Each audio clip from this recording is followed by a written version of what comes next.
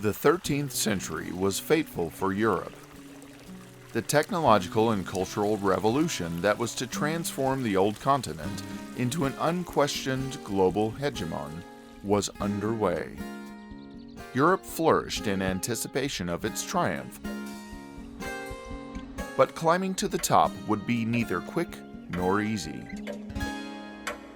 Around 1300, a tiny statelet sprang up from Asia Minor, the Ottoman Beylik.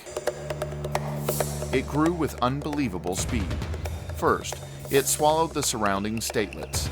Then, in 1354, it jumped the Dardanelles into Europe. For the first time in 700 years, an Islamic army set foot on Eastern European soil. The Ottomans conquered Gallipoli. The Beylik was now an empire. A mere 100 years after its founding, the new state had conquered a huge swath of territory in Asia Minor and the Balkan Peninsula, had destroyed the Bulgarian Empire, and had turned a significant number of local nobles and rulers into vassals.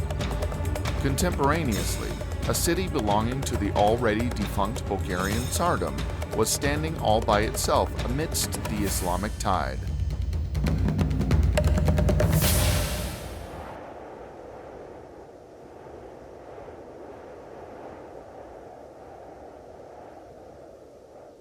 The year is 1446.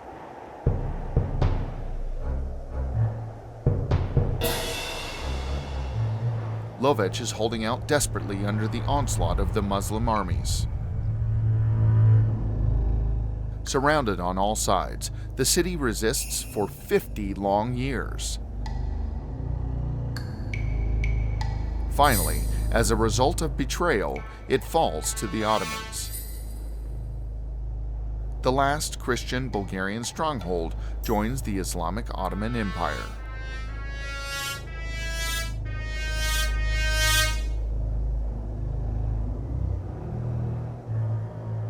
History is silent on the details.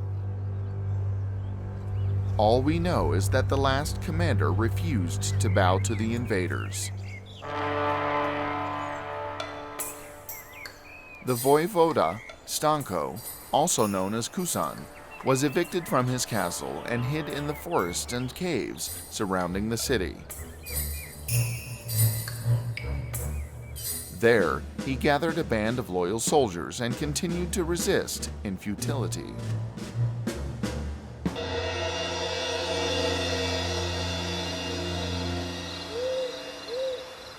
His men even penetrated the fortress through a secret passage in order to strike at the occupying force, and then melted back into the night.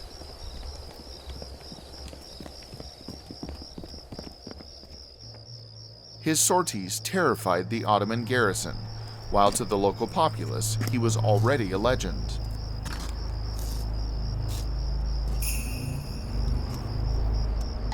The Muslims feared the night, for the Christians regularly ambushed them.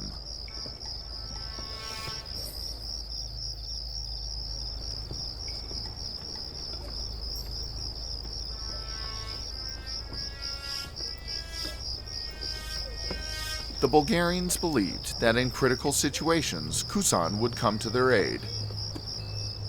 Folk songs dating back to the period told the story of how Kusan Voivoda and 300 of his men massacre the infidels.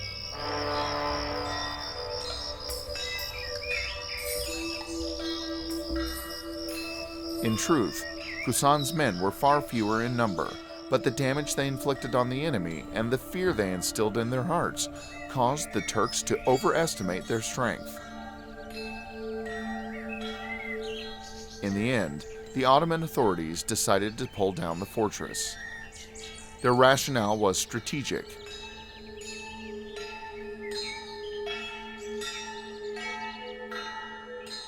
It sits on a steep hill in the old quarter of today's city.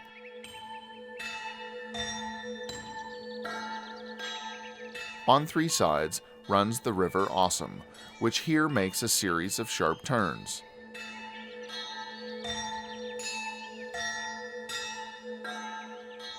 Only the northern side is connected with another hill, Stratesh. vertical drops of considerable height form the southern and western sides, and the eastern side is difficult to access too. The elevation affords fine views over the surrounding countryside, yet another strategic advantage.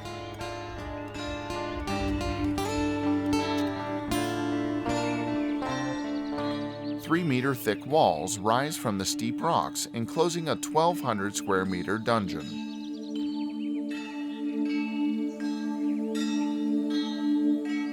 Next to it, there is a large church, one of 6 inside the fortress. Small wonder the city folk and the defenders of the castle resisted so fiercely. They were devout Christians. Curiously, no traces of a water supply system were ever found in the fortress. Archaeologists interpret this as a sign that a secret passage leading to the river did indeed exist, and that's how water was accessed by the defenders. Possibly, this was the same passage used by Kusan to penetrate the fortress after he lost it.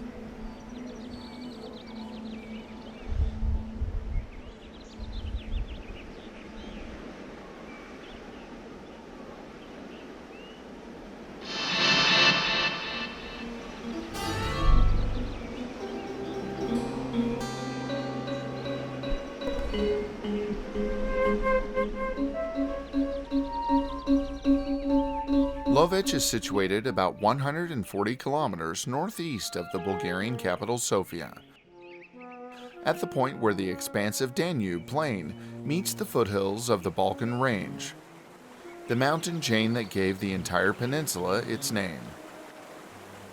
Today's city straddles the river Osum, which, having freed itself of the rocky grip of the mountain, meanders calmly on its way to the Danube.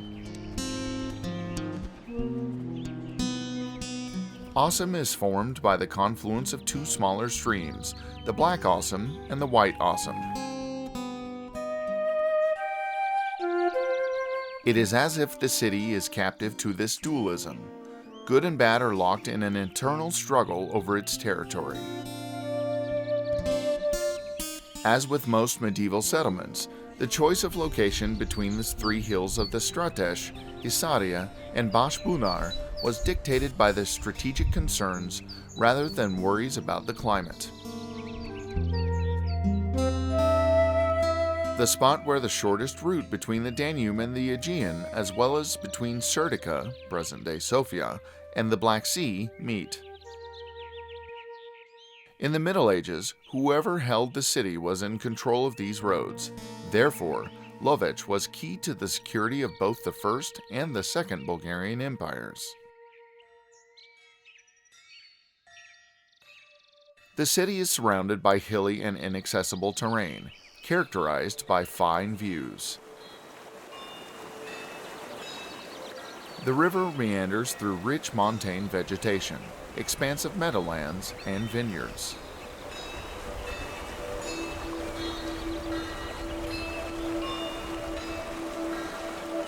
In ancient times, as today, the mountains brimmed with game, hence the name Lovech, which comes from the Bulgarian word for hunting, lov.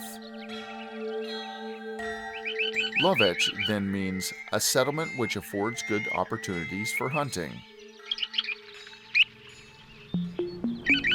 There are 16 caves in the vicinity. The best known, Devetashka, is among the biggest on the Balkan Peninsula and is found 15 kilometers from the city.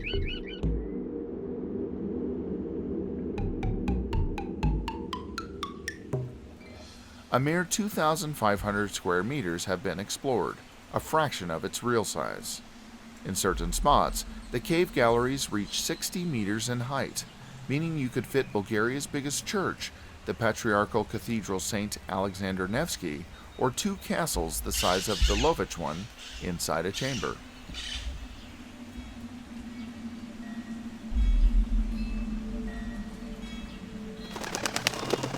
According to one legend, it was here that Kusan and his band of soldiers wintered and hid the booty extracted from the Ottomans.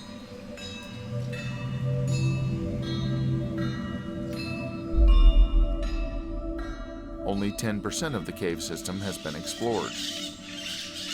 The remaining 90 remains the abode of bats and ghosts. It is not inconceivable that treasures and scary stories are yet to be uncovered there. Kusan keeps his secrets.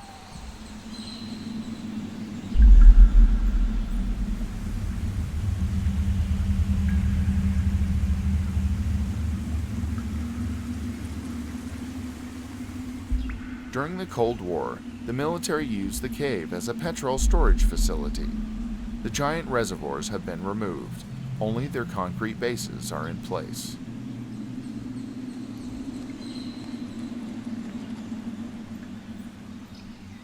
The earliest recorded signs of human habitation in the Lovech region are also to be found in the cave systems around the city. According to archaeologists, humans inhabited this region throughout all known periods of prehistory. The Thracians appeared during the first half of the millennium before Christ. They were one of the major peoples of antiquity, together with the Hellenes and the Romans.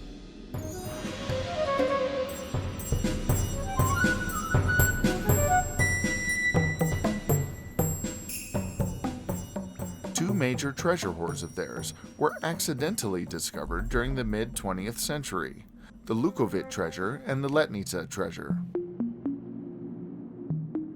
The fine workmanship, characteristic of the objects found, speaks of a highly developed civilization, technologically and spiritually.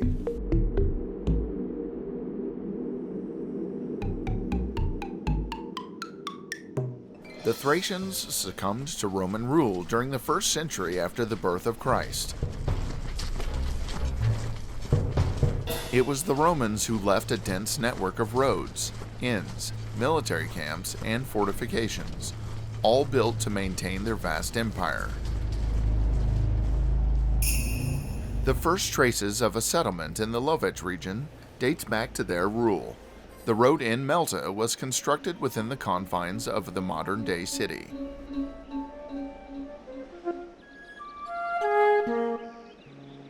The name Lovech is first mentioned in relation to a Byzantine campaign against the Pechenegs in 1059 AD, sometime after the demise of the First Bulgarian Empire.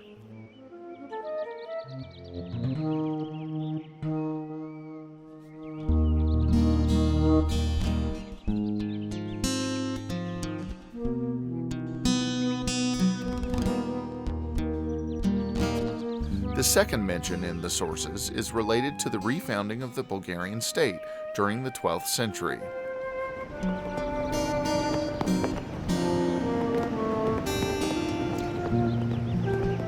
And with the advent of spring, he started against the Moesi and exerted himself in an attempt to capture the fortress named Lovech. He spent 3 months there before abandoning his plan again and returned to the imperial capital. Wrote the historian Niketas Koniates of Emperor Isaac II Angelos's 1183 attempt to put down the rebellion of the Asenovci brothers, Asen and Peter, which eventually resulted in the restoration of Bulgarian statehood.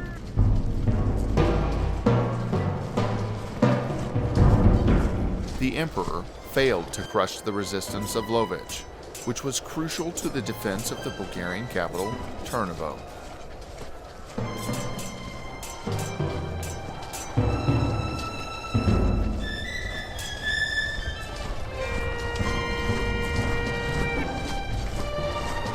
The strategic location of the city again played an important role. The Byzantine Empire was forced to recognize Bulgaria. Subsequently, Lovech and the surrounding lands were given in fief to Ivan Alexander, who held them until 1331 and himself became Tsar.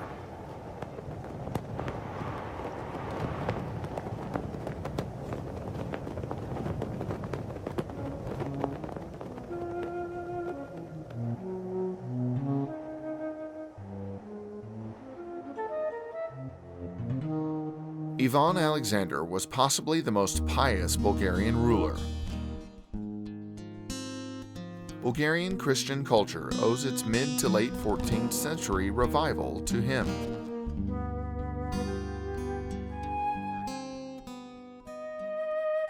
His personal handwritten and illuminated copy of the Gospels is among the British Museum's most prized possessions.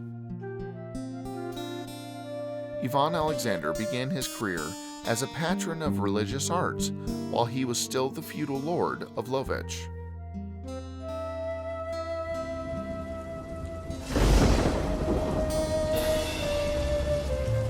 One of his favorite spots was the Virgin Mary Nativity Monastery, also known as Yastreb or Hawk in Bulgarian.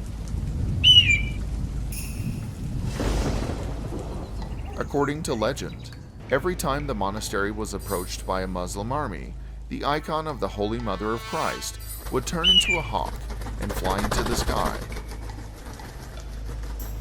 only to return and resume its appearance once danger was averted.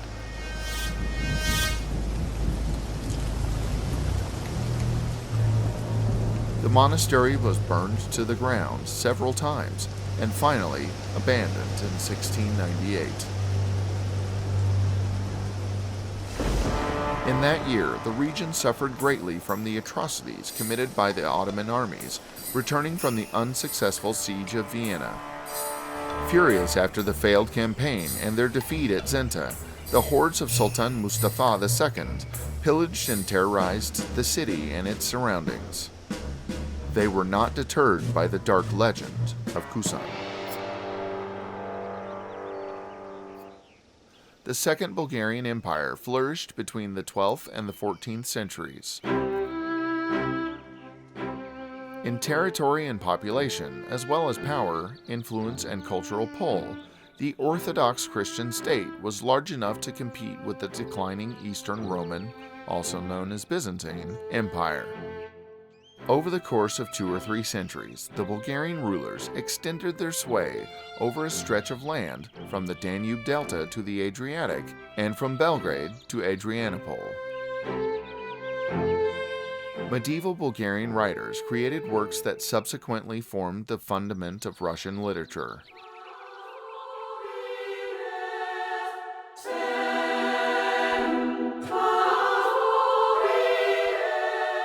The arts blossomed.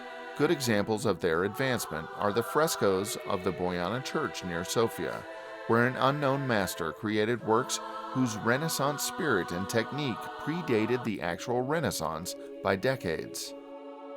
Their style is incredibly realistic for that era.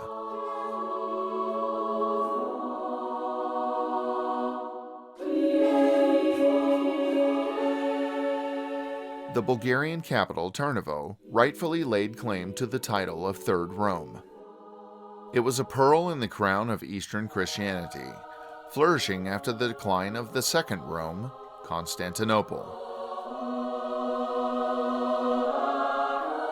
Lovech secured the southwestern routes to the capital. Maintaining a strong garrison spurred the development of the city. Where there are soldiers, there is security.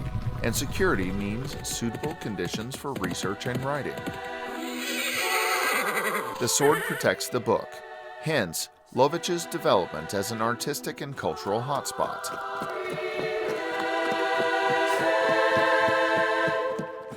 In Western Europe, monasteries such as Yastreb gave rise to the first universities.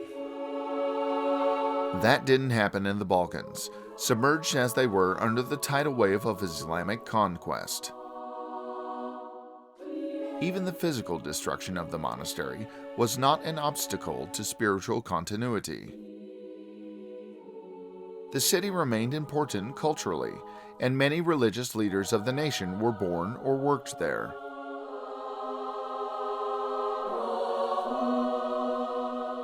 In the modern era alone, 3 of the 7 leaders of the Bulgarian Orthodox Church were bishops of Lovech: Exarch Ilarion, Exarch Iosif, and Patriarch Maxim.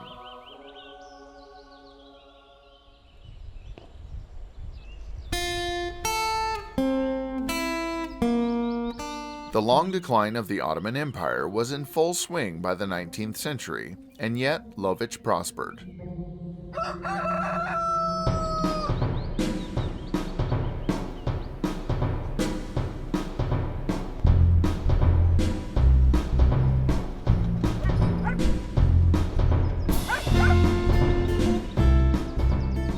population of the city was nearing 20,000. They were mostly craftsmen. Furriers, coffee shop owners, bakers, and shop owners of various descriptions also did well, and so did tradesmen.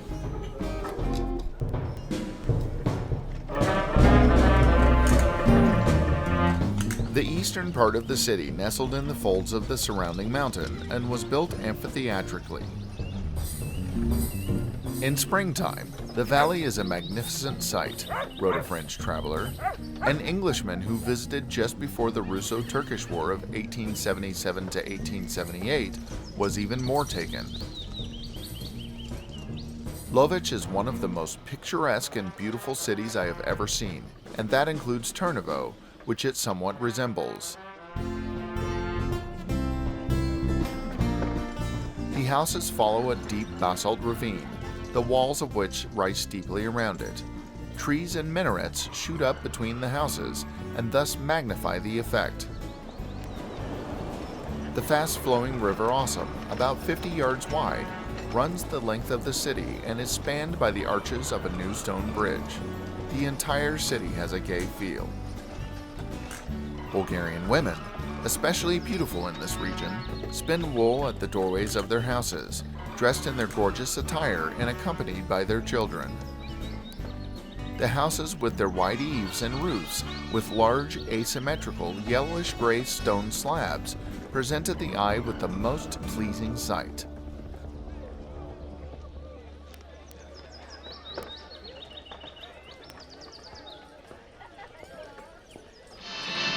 The rising prosperity of the townfolk coincided with the decline of the Ottoman state. The sultans found it harder and harder to control their vast territories from Istanbul, and soon enough began to lose them. Bourgeoisie Lovechians gained in confidence and were less likely to observe the feudal Islamic ways of the empire. The times were changing across the continent, and Lovech was not to be left behind.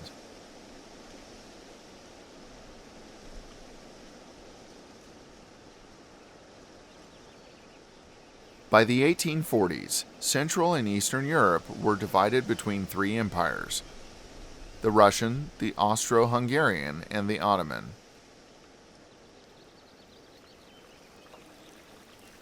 Only the Greeks and the Serbs had managed to escape the hold of imperial governance by winning their independence in the 1820s and 1830s, respectively. Encouraged by the success of the Greek and Serb uprisings, powerful self-determination movements surged across the continent. Most intensive and widespread was the Italian one, directed against the rule of the Austrian emperors. The main revolutionary organization bore the name Young Italy, and its chief ideologue was philosopher and lawyer Giuseppe Mazzini. At age 16, he determined to only ever wear black until the day of Italy's liberation. He kept his word until the day he died in 1871, despite his country having achieved independence a decade earlier. An avowed Republican, Mazzini was deeply disappointed by Free Italy's adoption of monarchical rule, but that would come later. After a 6-month arrest by Austrians, Mazzini founded Young Italy and infused its philosophy with Christian terminology. He saw himself as an apostle on a mission. Young Italy rapidly spread across the country. Revolutionary committees were founded everywhere. Mazzini was convinced that liberation was only attainable through a coordinated general uprising. His ideas found ready reception among other nations longing for freedom. Jan Dąbrowski in Poland and Lajos Kossuth in Hungary shared in Mazzini's vision.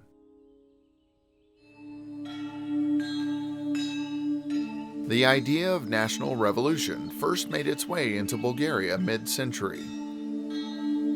Initially, it took the form of a struggle for church independence.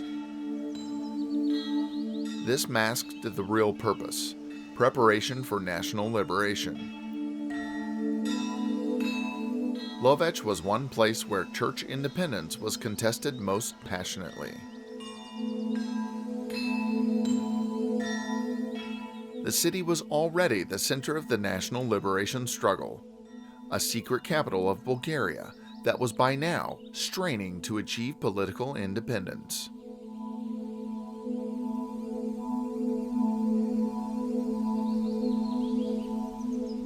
During the early 1860s, an extraordinary young man appeared on the scene who was to change history.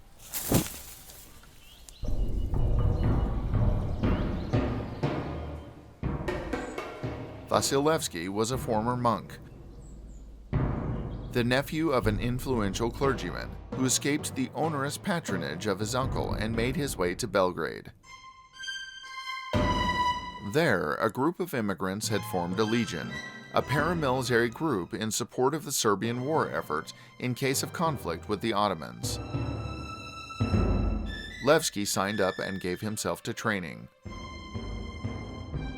Simultaneously, Levsky fell into revolutionary immigrant circles. In Belgrade, he met Hristo Ivanof Golemia, a legionnaire born in Lovech. This chance encounter had momentous repercussions for Bulgarian history. The two fought together during the siege of the Belgrade fortress, then moved back to Bulgaria. Around 1868, Levsky devoted himself entirely to the cause of Bulgarian national liberation. He had a well-thought-out strategic and tactical vision of how it would be achieved, which he perfected during his time away. Like Mazzini in Italy, Levsky believed in careful preparation. There had to be a dense network of revolutionary cells the length and breadth of the country, coordinated by a strong center.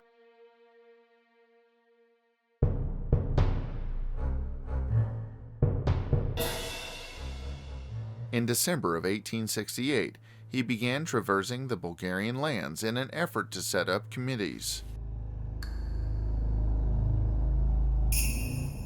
His work was financed by an organization named Young Bulgaria, while Levsky assumed the title of head apostle. He chose Lovech as the headquarters of the revolutionary movement, and the Lovech Committee as the caretaker government of the future state.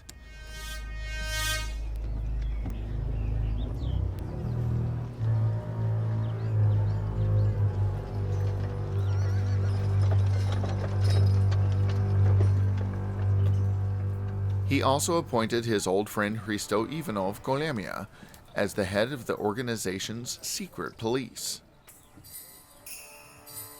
This was the first security institution in modern Bulgarian history. Over the course of the next few years, Levsky regularly resided in Lovech, where he hid in the homes of several committee members. A special hiding room was created for him in the house of Nikola Tsyatkov. He also stayed with Velichka Hashnova, Hristo Sonev, Latinitsa, and others. Hashnova was a remarkable woman. She was an extremely able conspirator, possessed of almost supernatural calmness and quick wits. The Ottoman police never suspected that a housewife and mother of three could be taking so active a part in the revolution.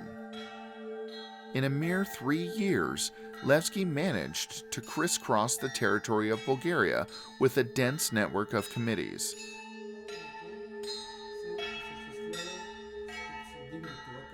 Following his orders, committees began carrying out specialized military training. A secret room has been preserved to this day, where future rebels were shown basic skills by the more experienced revolutionaries: how to handle firearms and how to engage in hand-to-hand combat. Levsky turned what was an enthusiastic but rather chaotic movement into a well-structured and disciplined organization led from Lovech. The entire work of the cells was coordinated from the city. Their members would rapidly be brought up to standard and would be genuinely dangerous to the empire. The program amounted to a proper drill. Trainees swore allegiance to the cause to a cross formed by a revolver and a dagger placed on the Gospels, symbols of the struggle against the Ottoman Empire.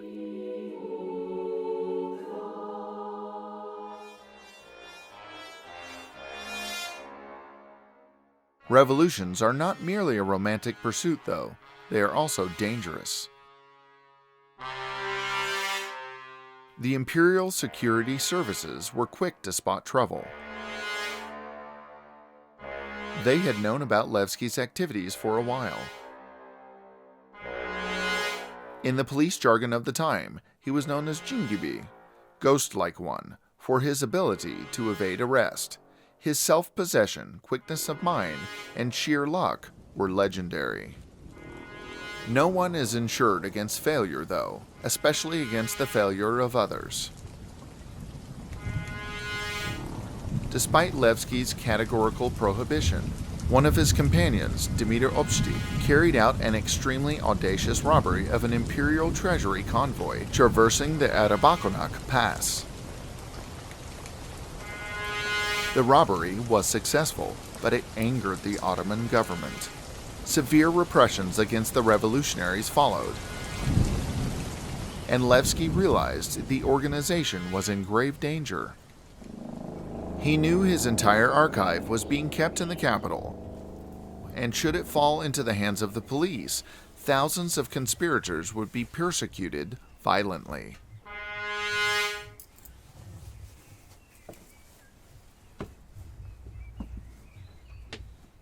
Levsky undertook a desperate measure.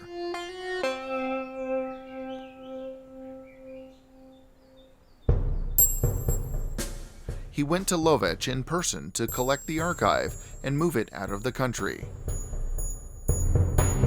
Word had reached him that the government had prohibited all arrests in the Lovech region without the express permission of the governor. What he didn't know was that the noose was being loosened intentionally so that vigilance would hopefully be lowered too.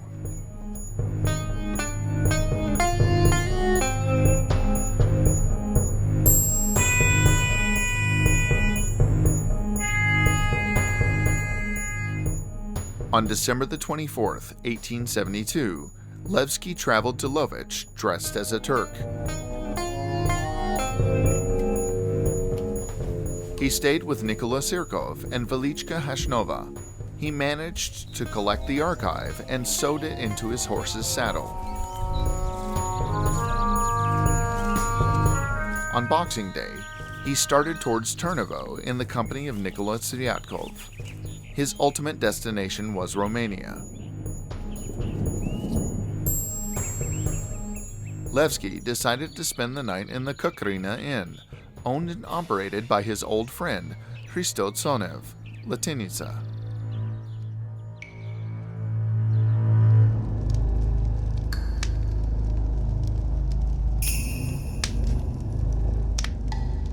He was calm and even went out to observe the full moon in the company of Sviatkov. Levsky told Sviatkov the bright halo encircling the moon meant it was going to rain the following day.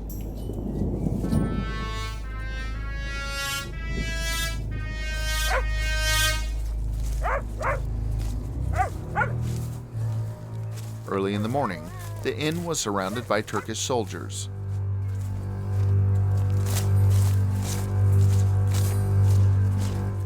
Levsky attempted to escape, but after a brief struggle was captured and taken away.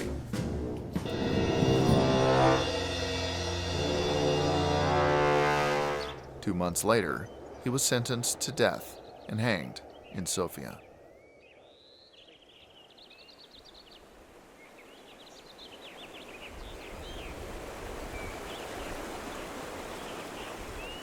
while Levsky was busy constructing a conspirational revolutionary network in the lands inhabited by Bulgarians. Another kind of construction was taking place in his secret government's capital.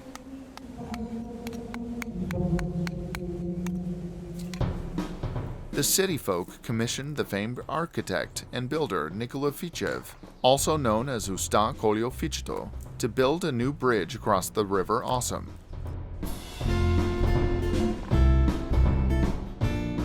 Work began in 1872 and lasted for 2 years.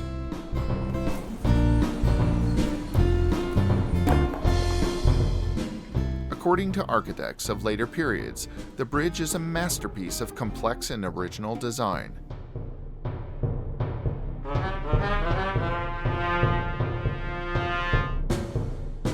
It is not merely a construction to help cross a river, but an entire business street, hence the roof running its entire length. Both sides of the passage are lined with shops and coffee houses. At the time, the bridge was only the third in Europe to feature such an original architectural solution tailored to a city's needs. For a long time, historians believed Nicola Fichev knew about the Florentine edifice and copied it in Bulgaria. But the latest research has proven this to be wrong. French traveler Ami Bouet testified in the 1830s that the old bridge, destined to be replaced by the one designed by Fichev, was covered too. Therefore, it is likelier that it was the city folk who wanted it that way, and not the master. Usta Kolio was a colorful figure and left an indelible mark on Bulgarian architecture. He was well over 70 years old when he took over the Lovech commission. The only extant photo of him shows him at his funeral in 1881. He hated being photographed and wouldn't allow it while he lived.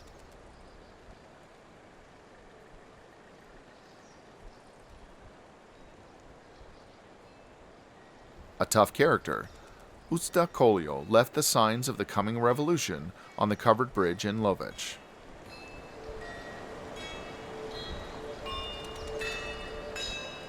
After Levsky's death, the revolutionary organization faced collapse. His comrades, however, did not allow his life's work to be lost. They became very cautious and at the same time audacious. In Lovech, the conspiracy took on a peculiarly public character. Following the example of their Italian counterparts, the conspirators met in full view of everyone, where they were least likely to be suspected of illicit activities. One of their favorite spots was the covered bridge with its coffee houses, little shops, and endless streams of passers-by.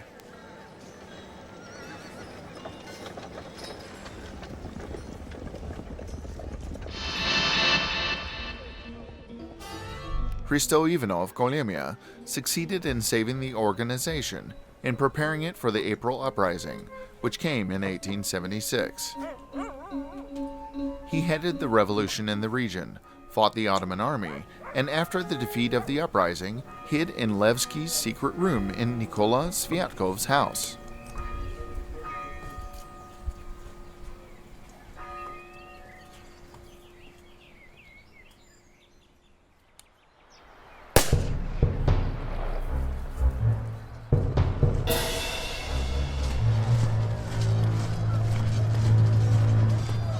The big uprising Levsky worked so hard to prepare for occurred in 1876.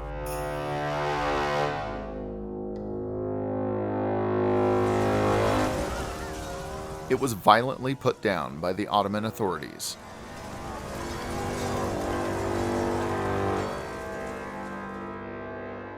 The news of the atrocities reached Europe, and in April of 1877, the Russian Emperor Alexander II declared war on the Ottoman Empire with the declared goal of protecting the Christian subjects of the Sultan. The initial onslaught resembled blitzkrieg. The Russians crossed the Danube and over the course of a few weeks took over central northern Bulgaria.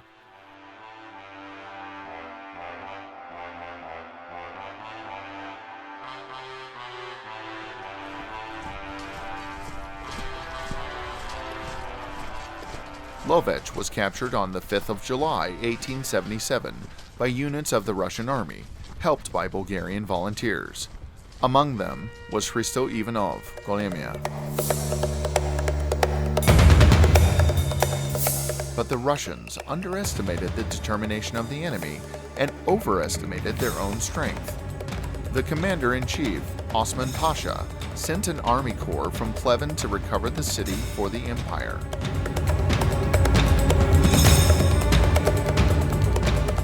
To him, the strategic location of Lovech was invaluable as the main supply line to the Pleven fortress ran through the city.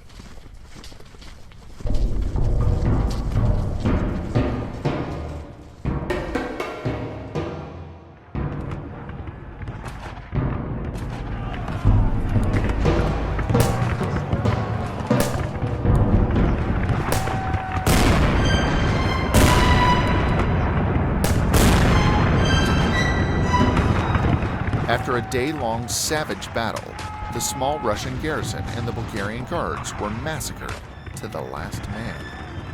The Ottomans managed to reclaim the city. The population was subjected to savage terrors by Islamic paramilitaries. Over 1,500 Bulgarians died.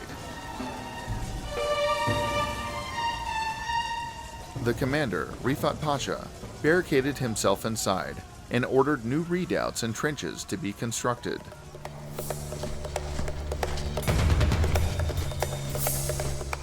The Russians sent a corps commanded by Major General Prince Emeretinsky.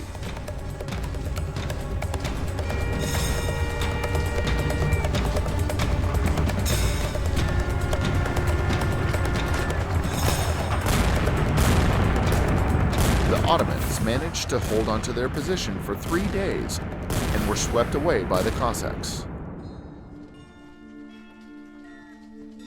The Cossack unit were led by General Skobelev, better known as the White General for his penchant for white uniforms and white mounts.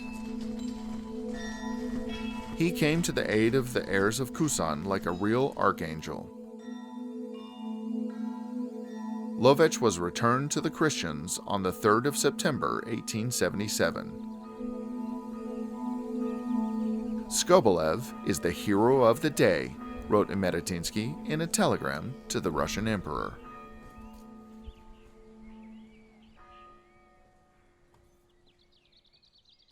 Today, there are 2 monuments to the heroes who gave their lives for the liberation of the city. Locals call them the White Monument and the Black Monument. The former is made of Italian marble, the latter of metal plates dyed black. They were made in 1902 to commemorate the 2 battles for Lovech in 1877. One glorifies the emperor and his generals, the other, the lower ranks of the imperial army. The white one symbolizes joy, the black one, sorrow. No such phenomenon is observable anywhere else. Twin memorials devoted to life and death, reminiscent of the dualism of the white and black awesome rivers, which meet in the middle of the city.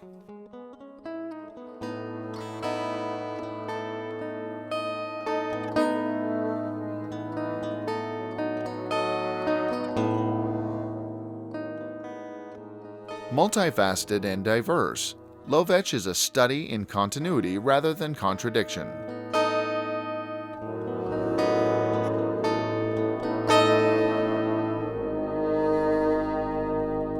Its fame for being a bastion of Christianity is wholly deserved.